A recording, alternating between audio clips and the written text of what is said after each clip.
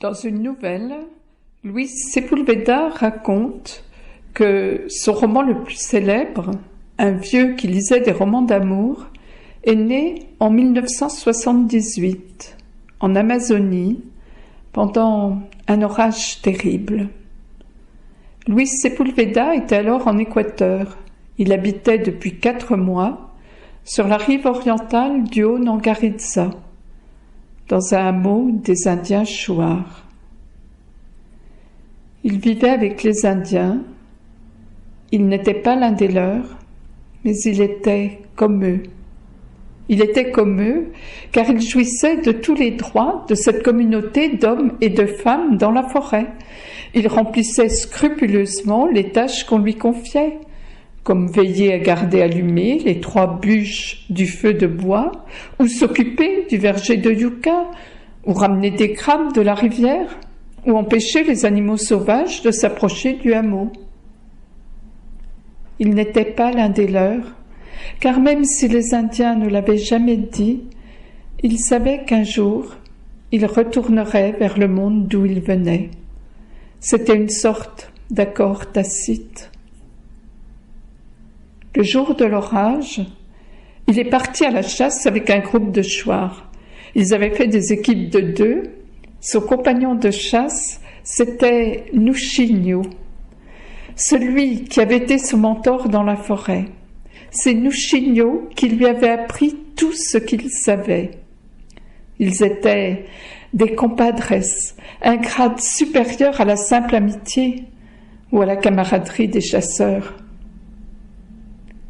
Ce jour-là, l'orage a éclaté beaucoup plus tôt que prévu. Le ciel s'est déchiré en une centaine d'éclairs. La foudre fendait les troncs des arbres dans un nuage de soufre.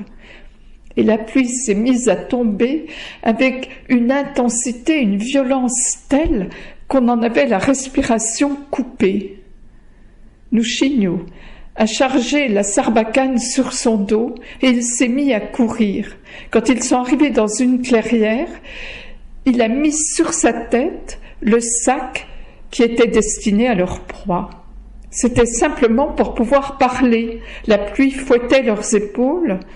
Nuxinho lui a demandé s'il lui restait assez de force pour faire une longue course. Il a répondu qu'il se sentait bien, et Nuxinho s'est remis à courir. Il esquivait les crues, il avait cette crainte que provoque chez les habitants de l'Amazonie le fait de ne plus entendre le langage de la forêt, car le bruit de la pluie est tel qu'il couvre tous les autres bruits. Dans la forêt amazonienne, un orage efface en quelques secondes les sentiers qu'on a ouverts à la machette. Les rivières grossissent, les ruisseaux deviennent des torrents qui charrient des troncs d'arbres, des animaux, des tonnes de boue et de feuilles. Et les berges basses se transforment. Elles se couvrent en quelques minutes de plusieurs mètres d'eau en furie qui balaient tout. Ils ont couru comme cela pendant environ 3 heures. Il avait du mal à suivre le rythme. Parfois, Nuxinho ralentissait pour lui permettre de le rejoindre. Et l'eau continuait de tomber sans pitié, comme une vengeance du ciel. Soudain, Nuxinho s'est arrêté. Il a posé ses 2 mains sur son visage pour humer l'air profondément. Lui a fait de même, et il a senti une odeur de fumée. Nuxinho souriait, ils se sont remis à courir. Maintenant, ils étaient guidés par cette odeur. Ils ont vu sur une hauteur une hutte construite sur pilotis. Son toit de palmes tressées laissait échapper de légères volutes de fumée.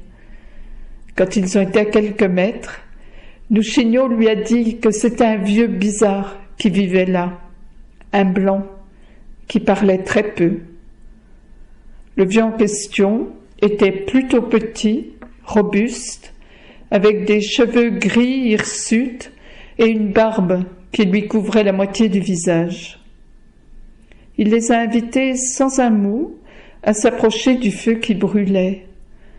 Oh, jamais feu ne lui avait semblé aussi réconfortant. Le vieux leur a tendu une bouteille de pourreau, l'eau-de-vie locale, à 60 degrés ou plus. La nuit est tombée presque immédiatement. Il pleuvait toujours. Autour de la hutte, c'était une obscurité totale. Mais ils étaient au sec et à l'abri. Le vieux a allumé une lampe à acétylène. Et c'est à la lumière de cette petite flamme fragile qu'ils ont partagé des morceaux de yucca bouilli et des crabes qui étaient délicieux. Ils ont de nouveau bu quelques gorgées de pourreau. Puis le vieux a coupé en trois un cigare de tabac sauvage. Lui s'est écarté pour fumer parce que Nouchigno parlait avec le vieux dans la langue des Chouars, qu'il ne comprenait pas. Puis Nouchigno s'est approché de lui. Il lui a dit qu'il pourrait dormir dans le hamac du vieux. Mais il a refusé. Non, non, il dormirait par terre. Mais le vieux lui a alors parlé avec l'accent des gens de la montagne. Il ne se souvenait pas de ces mots exacts, mais il avait fait allusion à sa fatigue et lui avait fermement montré le hamac. Nouchigno s'est installé près du feu. Lui s'est allongé dans le hamac. Il pensait « Je suis un écrivain et pourtant, je n'ai pas les mots pour raconter ce qu'on éprouve dans un hamac au beau milieu de l'Amazonie quand la nuit enveloppe toute chose et que la pluie tombe sans arrêt. » Le vieux a porté la lampe jusqu'à un meuble, une sorte de caisson verticale où il rangeait ses assiettes et ses marmites. La partie supérieure du meuble lui arrivait au milieu de la poitrine. Il y a déposé la lampe, puis il s'est approché du hamac. Il y avait là suspendu un autre caisson plus petit. Il y avait des livres dans ce caisson, pas plus de 5 ou 6. Le vieux en a pris un, l'a emmené jusqu'au meuble réservé aux assiettes, et là, lentement, avec cérémonie, il a sorti un objet d'un étui de toile.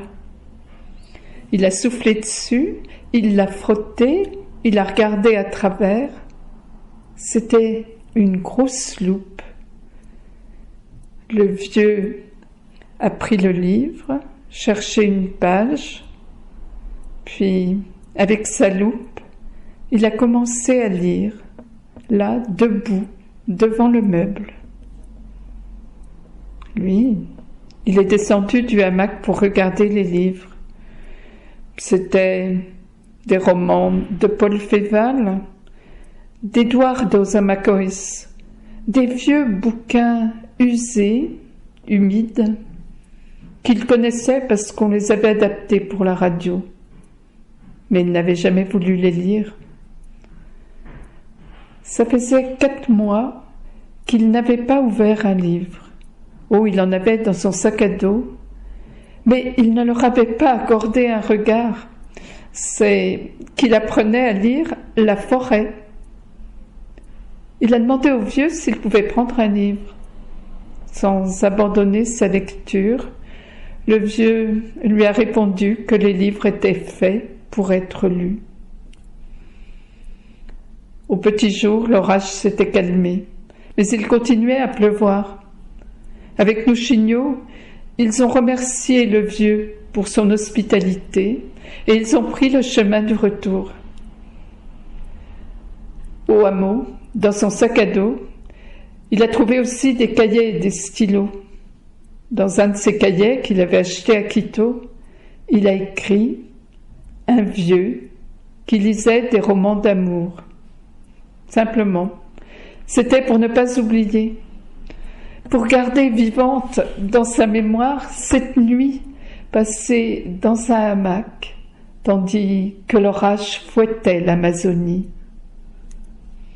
C'est 3 mois plus tard qu'il a quitté la forêt. Luchigno et 2 autres chouards l'ont accompagné jusqu'aux limites de leur territoire. Il est retourné dans son monde. Mais chaque fois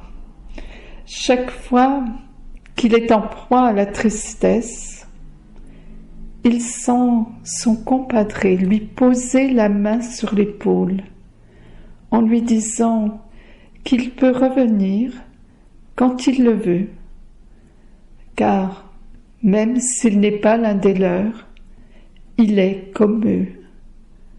Et aussitôt, sa tristesse s'envole.